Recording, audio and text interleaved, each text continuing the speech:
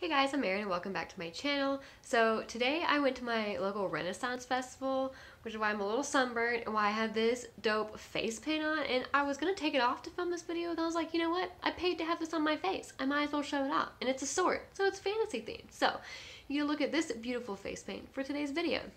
I also, before I start on the actual video, want to apologize for the inconsistent content so far in June. I mentioned this in the description of my last video, but if you hadn't seen that, my company decided to send me on assignment at the end of May so the last week of May through August, where I'm spending the week in a different state on one of our construction sites. And so I fly up on Monday mornings and back Friday evenings. I'm only home on the weekends, and it's kind of a lot. And so only being home 2 days on the weekend has kind of killed some of my motivation to film, just because I want to prioritize doing things at home that I can't do during the week anymore. And so, but then when I'm in my hotel room, I don't really feel like filming in a hotel room either. So I'm definitely going to have less consistent videos during this time, but I'm trying not to do no videos either. So I was feeling motivated this evening to film, so I harnessed that, and so today I'm going to be bringing you my kind of delayed May wrap-up. So to get started, I read 12 books in the month of May, which was a little bit lower than normal, but I had an average rating of a 4.08, so quality-wise, very good. 6 of those I read were fantasy, 4 were romance, 1 was a mystery, and 1 was a science fiction. So I'm gonna get started talking about them in the order that I read them. So first up is The Jasmine Throne by Tasha Suri. This was an e-arc I got from NetGalley, and I did a whole video review for this, and I will link that below. But in very brief, I gave it 5 stars. I really loved it. Tasha Suri has definitely become one of my new favorite authors, and I definitely recommend this to any fantasy reader. So the next book I read was a romance, and that is Life's Too Short by Jimenez. This is the 3rd book in the Friend Zone series, and so this was kind of a test book on how I really felt about this author, because I gave the 1st book in the series 2 stars, the 2nd 4 stars, so I was like, which one is more indicative of my feelings on this author, which one was the outlier? And so this one was a 4-star book. I did enjoy this, so I'm definitely would be interested in picking up more by this author and treating that first 2-star book as the outlier. And so I was really driving with the romance in this one at first. There was a baby character, and the baby being used more as a prop than a character, which I personally didn't mind because I don't really look for babies in my romance, but I've seen that as like a negative from some people in reviews. But I definitely was really clicking with this romance and characters at first. The conflict, I don't know how I felt about it. It was kind of a mess of feelings, and I liked some of the things that happened, like as far as how they handled it, and I didn't like other things. It was just a lot. It was a mess of feelings both for me and the characters, and so I don't really know where I landed on that, but the very end of the book wrapped up in a scene that I really liked, so I did overall give this a 4, and I did overall definitely enjoy this book. I do think book 2 is my favorite of this series, though. Next, I read Call of the Bone Ships by R.J. Barker, which was my favorite read of the month. I gave this 5 stars. This is one of my favorite series, and if the 3rd book is just as good as the first 2, it'll definitely be one of my favorite completed series of all times. In book 1, we really saw our main character Joran Toyner kind of at his lowest, and him building himself back up under the guidance of Lucky Mies, who's one of my favorite characters of all time as well. I love Lucky. I love Joran too, honestly. Both great characters. And in this one, after we've kind of seen this new Joran that he kind of built up to in the 1st book, we see him put through the ringer over and over again in this book, and he really has to find himself and prove himself kind of to himself now outside of the watchful eye of Lucky Mies, because a lot of these situations she's just not physically there with him.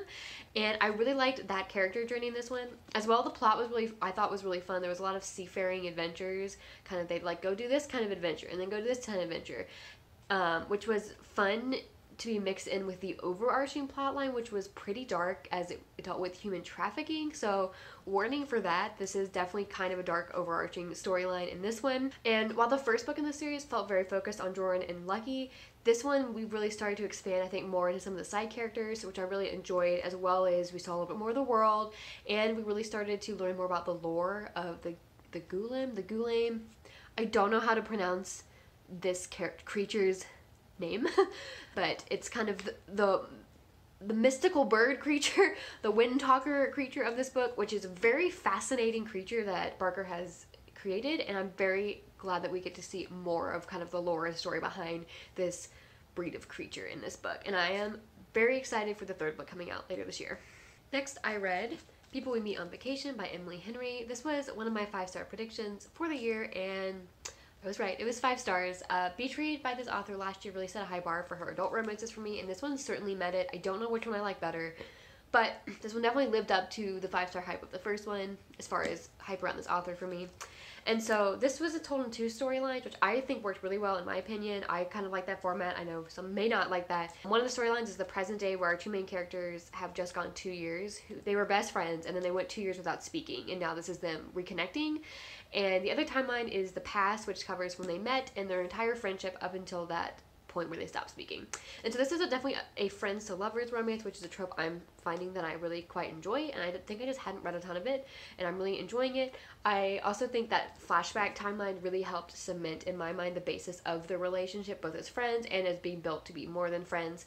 And I think that both these characters were great. Emily Henry really did a good job with Poppy in executing a quirky character that felt real. She did not fall into the easy to fall into trap that I find romance authors often fall into, where it just comes off as not like other girls, edgy, quirky.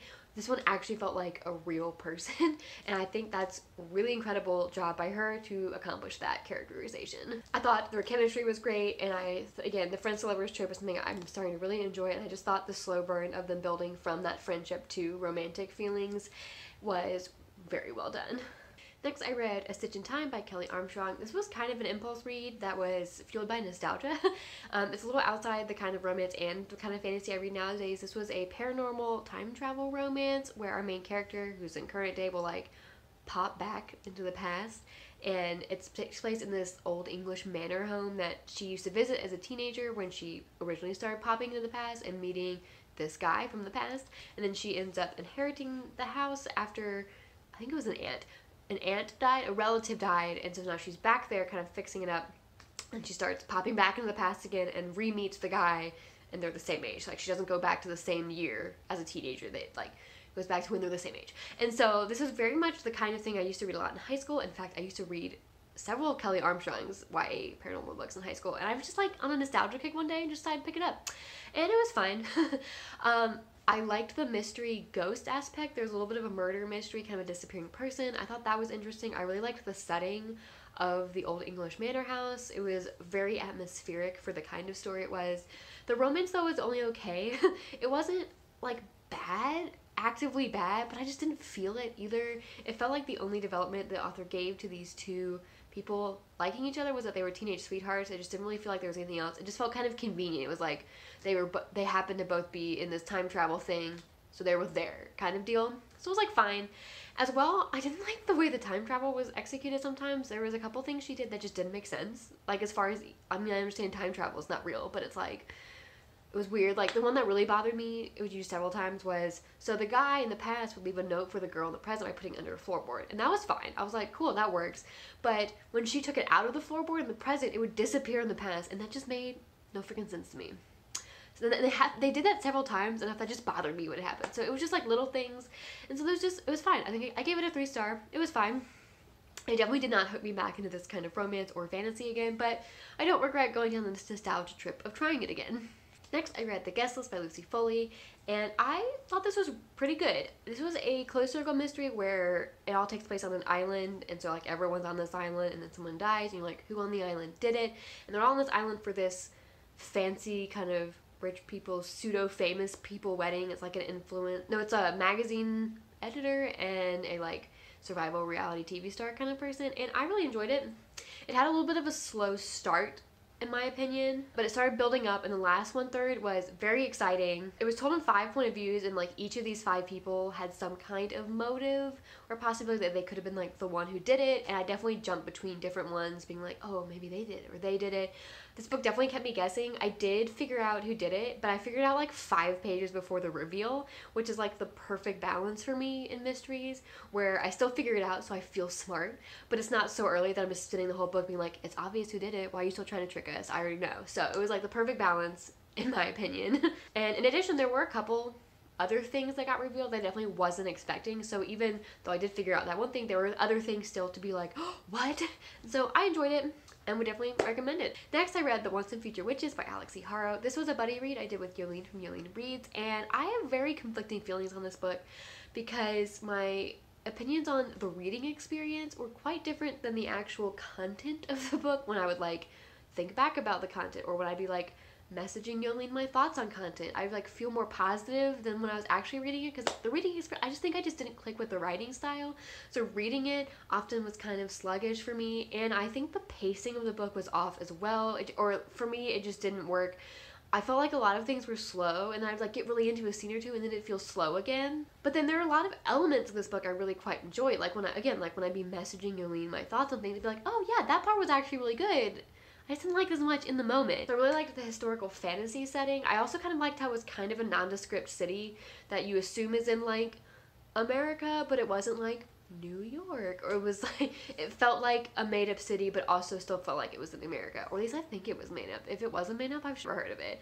But I also liked the three main characters and their stories.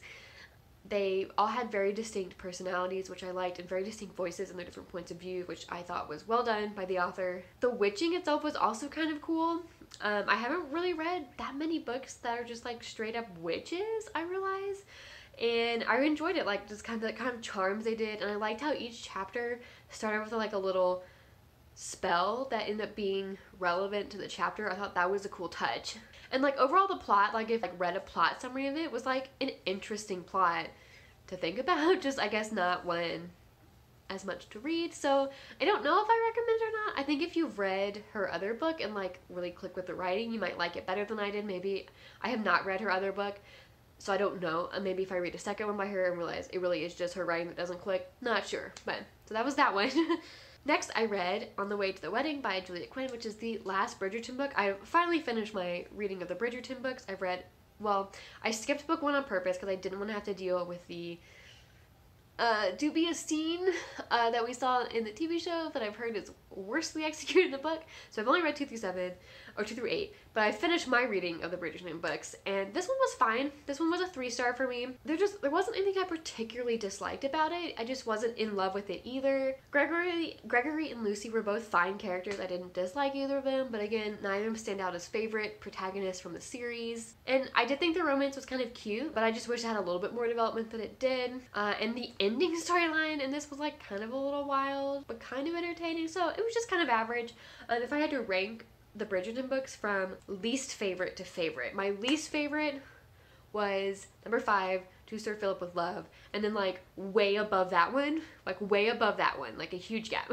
My second least favorite would be this one, and then next up would be number 3, An Offer from a Gentleman, and then next up is number 6, When He Was Wicked. Those two are kind of tied in my mind, kind of feeling how I'm feeling that day. Those are very close. And then the next up is Romancing Mr. Bridgerton, and then my second favorite was It's in His Kiss, book 7, and my favorite book in this series without doubt is The Viscount Who Loved Me. So anyways, I'm happy to have read all the books, and I'm looking forward to finding my next historical romance fix. Next, I read The Soulmate Equation by Christina Lauren. Christina Lauren is an author I also don't really know how I feel about, because I read 3 books of hers prior to this, and I had 2 3-stars and a 4, so I wasn't really sure, but this one sounded interesting, and I had heard pretty good things about this one from people who had ARC, so I thought I'd give it a shot. And this is my second favorite of the 4 I read by her. I gave this one 3.5 stars.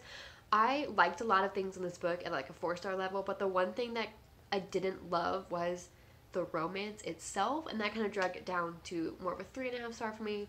So the things I did like were a lot of the background and secondary characters. I thought our main character Jess's family, her grandparents, and her kid were great. I love the support system they did there. I thought it was a really well done support system, and it was just really great to read about her kid, who I think was 7 or 8 in the book, was a great kid character in a romance book. I know some people who read romance just don't want kids in the romance at all. I don't feel that strongly about it. I feel kind of neutral, but this one I thought was really well done, and I really actively enjoyed the scenes with her kid in them. So great on that point.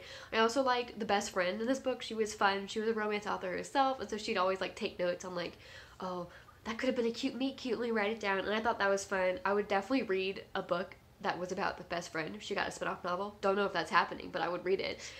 And the conflict in this book I actually also thought was really well done. I think a lot of things Jess said on her end I really appreciated being said. I think she handled this conflict really well in a very mature take on the situation that I just don't feel like I see a lot. Again, I think conflicts is my most meh parts of romance books that often drag them down is conflicts. But that being said, I did think this one was good. The romance itself was just kind of okay though. it took them forever to get started on the romance, and not in a slow burn kind of way. Slow burns still start early, they just take the whole time to finish. This one just didn't start for so long. And I just like I was like, come on, we gotta get them talking to it or something. Like, they need to be like interacting enough to be like the start of them talking. It just took forever to get started, and I was kind of annoyed by that. And then I just like never felt a ton of chemistry from them. It was just fine. Like, again, other than the starting late, nothing else about it was anything that I thought was actively badly done. It was just like fine. And so definitely give that one a 3.5 stars. And I don't think I've totally written off Christina Lauren yet, but we'll see. Next, I read A Desolation Called Beast by Arkady Martine. So I had heard this one was even better than the first book, which I gave the first book a 4-star. But I was a little skeptical I would like this one as much, because the first book was pretty much just political intrigue, and I realized I really like political intrigue in my sci-fi. But I heard this one had some first contact in it, and first contact as a concept just isn't a concept that I hear in sci-fi and think, oh dang, gotta pick that up. I don't like hate it, but it's just not one that totally hooks me, so I was a little skeptical, but I did like this just as much as the first one. I gave this one 4 stars as well. This one introduces 3 new point of view characters, 2 of which are characters we knew from book 1, and 1 is a new character, and I loved all of them. I think the additional point of views were incredibly well done and definitely added a lot to the story. 3 of them are in the same location for most of the book, but they're kind of on differing sides of this first contact situation, and so it was interesting and I think really well-rounded, and it really made the story feel very robust because you really got both sides of this encounter. And the 4th point of view was kind of at a different location, and it was really interesting to see how that point of view ended up converging with the other 3. And one of them as well is the point of view of a child character, and it was really well done. It's not something I expect to see, and I can't remember how old he was, somewhere between 8 and 11, but he's kind of like a genius child, so he reads older than that, but he's supposed to read older than that, which might have helped, but he definitely still has, like, you can still feel the child in him as well. And so I just think Martine developed his character quite well for what he was. It wasn't like she relied on the crutch of him being kind of a genius to just write an adult voice. It still was a very good mix of the 2. As far as the plot, I didn't like the first contact more than I expected. It wasn't like a full, like that was the entire focus of the book, but there was a lot of intrigue surrounding it. So it just worked really well for me, or at least much better than I expected. I'm still not sold on first contact, but I liked how it was done in this book because we still had a lot of that intrigue and kind of political maneuvering as well.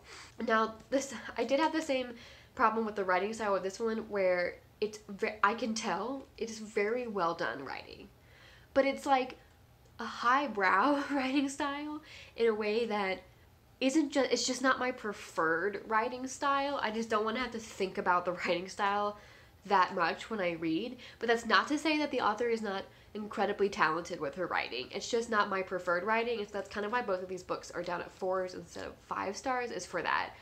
Also, I would recommend, if you're interested in the series, reading them close together, because let me tell you, I've never had such a steep learning curve in trying to remember the names in this book, because the naming system in this book is so odd.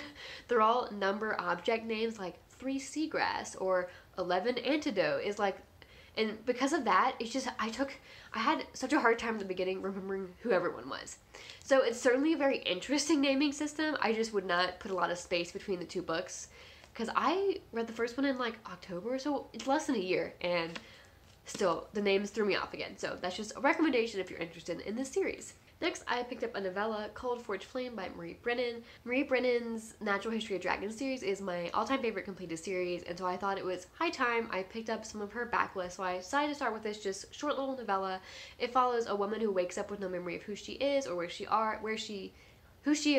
is, and she's been summoned to complete this quest. And I thought it was a fun read. I mean, you can't really say much more about the plot other than that, but it was enjoyable to kind of go on this journey of discovery with the character, trying to figuring out who she is, and I thought the kind of world they were in was interesting, and I'm definitely interested in picking up the sequel if you're looking for just kind of a fun little novella, I would definitely recommend this one. And the last book I read this month was Amari and the Night Brothers by B.B. Alston. This is a middle grade fantasy novel, and it's been a minute since I've read any middle grade fantasy, and even longer since I've read any middle grade fantasy that wasn't written by Rick Riordan. So I did take a couple of chapters to kind of get back into the swing of how middle grade is written, just kind of language wise, but once I did get back into it, I was really enjoying it. This kind of story has it was kind of a Men in Black but with children feel to me, and I really loved the Men in Black movies, so I was very much enjoying that vibe. It's about this girl Amari whose brother has gone missing, and to try to figure out where he has gone, she ends up getting this secret invitation that he left for her to join this supernatural investigative department entity, and that's kind of the Men in Black vibe. So once she gets to the supernatural investigations place as like a summer camp to like train as an agent, that's where I got a lot of the Men in Black vibes, just the way they talk about aliens and or not aliens, it's like supernatural beings. Men in Black is aliens, but in the world it very much felt like the Men in Black, and I mean I love that. Again, Men in Black has been one of my favorite movies since I was young, so very into that vibe. And I just thought B.B. Alston did a great job with this middle grade novel. I gave it 5 stars. I'm very excited to read the next one.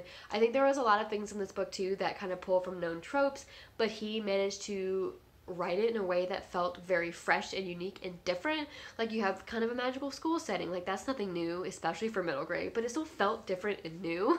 And it hit a lot of trope beats that were things I enjoyed as when I was actually middle school, young high school, and reading more middle grade actively as the target audience. Again, magic school, kind of the adventure vibe, and I really thought the characters were fun, and I can't wait for the second one to come out. So that was my wrap up for May. If you've read any of these books, let me know what you thought in the comments down below, and I will see you sometime in my next video. Hopefully I'll get one more video up in June at least. No promises. We'll see what happens with my work travel and how I feel. So thanks for sticking with me during this pseudo hiatus, and I hope to be back to more regular content once this work trip is over, and I will see you guys later. Bye.